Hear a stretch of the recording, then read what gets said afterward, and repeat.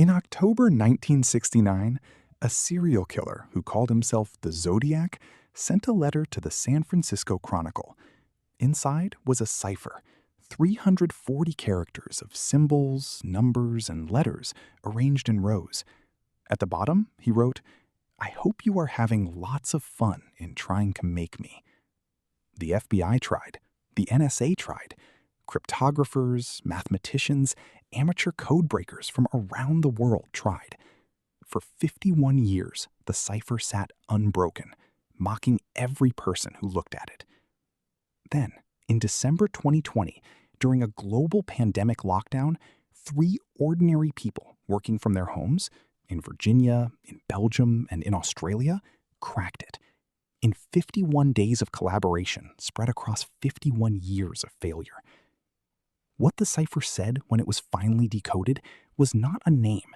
It was not a confession. It was something in many ways more chilling than either of those things. This is the story of the Zodiac Killer, the cipher that defined him, and the 3 people who finally broke it open. And why, even now, we still don't know who he was. The Zodiac Killer operated in Northern California between 1968 and 1969, though he claimed responsibility for many more crimes than were ever confirmed. 5 murders are definitively attributed to him. He claimed 37. The truth lies somewhere in that gap and has never been established. His confirmed victims were couples, attacked at remote locations, lovers' lanes, quiet spots outside of towns. He used a gun. He used a knife. He wore a costume to one attack, a black executioner's hood with a white crosshair symbol on the chest, the same symbol he used to sign his letters. One victim survived and gave investigators a physical description. Another, a cab driver, was shot dead in San Francisco. A partial palm print was lifted from the cab, but it was never matched to any known suspect. A witness reported seeing a man leave the scene. The description was vague. The leads went cold. What made the Zodiac unlike almost any other killer of his era was not the murders, it was the letters. Beginning in August 1969, he sent a series of communications to newspapers across the Bay Area, to the San Francisco Chronicle, the San Francisco Examiner, and the Vallejo Times-Herald simultaneously. He demanded they be published on the front page. He threatened to go on a killing rampage if they refused. The newspapers published them. The letters were signed with a circle and a crosshair, the Zodiac symbol. They contained details of the crimes that only the killer could know. They were taunting, theatrical, grandiose. And 3 of them contained ciphers, puzzles he claimed, if solved, would reveal his identity. The first cipher, sent in 3 parts simultaneously to 3 newspapers, was cracked within a week by a schoolteacher and his wife in Salinas, California. It did not contain his name. It contained something else. The first cipher, 408 characters, known as the Z408, was solved by Donald and Betty Hardin in 1969. When decoded, it read in part, "I like killing people because it is so much fun. It is more fun than killing wild game in the forest, because man is the most dangerous animal of all. To kill something gives me the most thrilling experience. It is even better than getting your rocks off with a girl. The best part of it is that when I die, I will be reborn in paradise, and all the people I have killed will become my slaves. I will not give you my name, because you will try to slow down or stop my collecting of slaves for my afterlife. No name, no location, no clues. Just a window into a mind that believed murder was a form of collection, that his victims would serve him in death as they had served his need to kill in life. It was the most disturbing thing investigators had read, and it told them almost nothing useful. The second cipher, the Z13, has never been solved. It may contain his name, as he claimed. 13 characters, 55 years, still nothing. And then there was the third, the one that would take 51 years.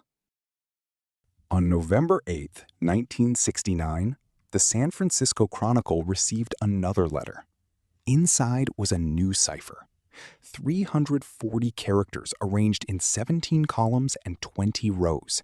A grid of symbols, Greek letters, backward letters, shapes, numbers, invented characters. It looked like something from another language. It looked like noise. The FBI's Cryptanalysis and Racketeering Records Unit worked on it. The NSA examined it. Every major code-breaking institution in the world had people who looked at it. Universities ran programs against it. Amateur codebreakers devoted years of their lives to it. Hundreds of false solutions were proposed, solutions that seemed to work for a few rows before dissolving into nonsense. The Z340 remained unbroken for 5 decades. It became the most famous unsolved cipher in American history. And then, lockdown happened. David Oranchak had been working on the Z340 since 2006, not professionally, as a hobby. A software developer in Virginia, he had spent 14 years studying the cipher in his spare time, building websites about it, collaborating online with other amateur codebreakers, and slowly developing theories about its structure that the established cryptography community hadn't fully explored. In 2020, he began collaborating with 2 others, Jarl van Eyck, a Belgian developer who had written a specialized code-breaking program called AZ Decrypt, and Sam Blake, an Australian mathematician with expertise in statistical analysis of cipher structures. 3 people, 3 countries, 3 sets of skills that, together, covered everything the cipher required: deep familiarity with its history, computational power, and mathematical rigor.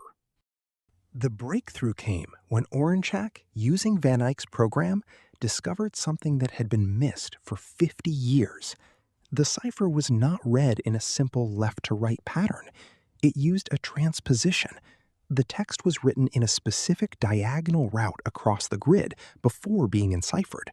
Once they found the route, the cipher opened. On December 5th, 2020, Oranchak posted a video online showing the solution. He submitted it to the FBI. 2 days later, the FBI confirmed it. After 51 years, the Z340 had been solved. The world held its breath. What did it say? The decoded Z340 reads in full. I hope you are having lots of fun in trying to make me.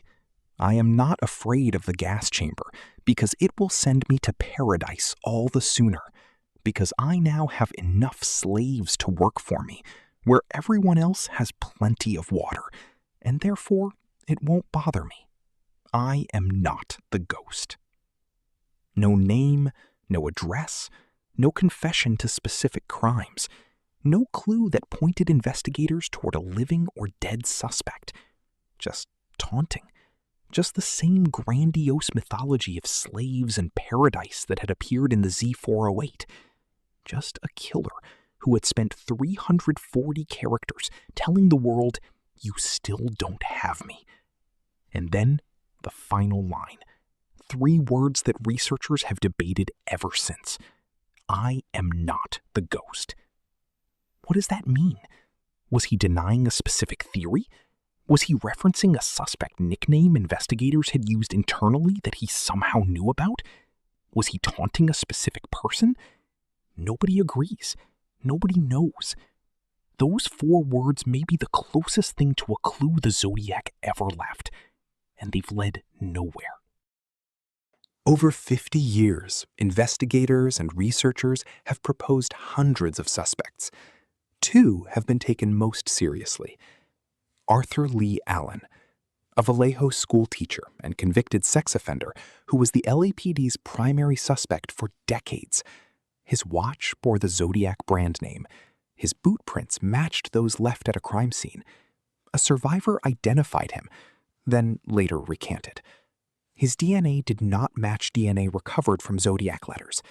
He died in 1992, still considered a suspect by many investigators, despite the DNA exclusion. The DNA evidence has been questioned.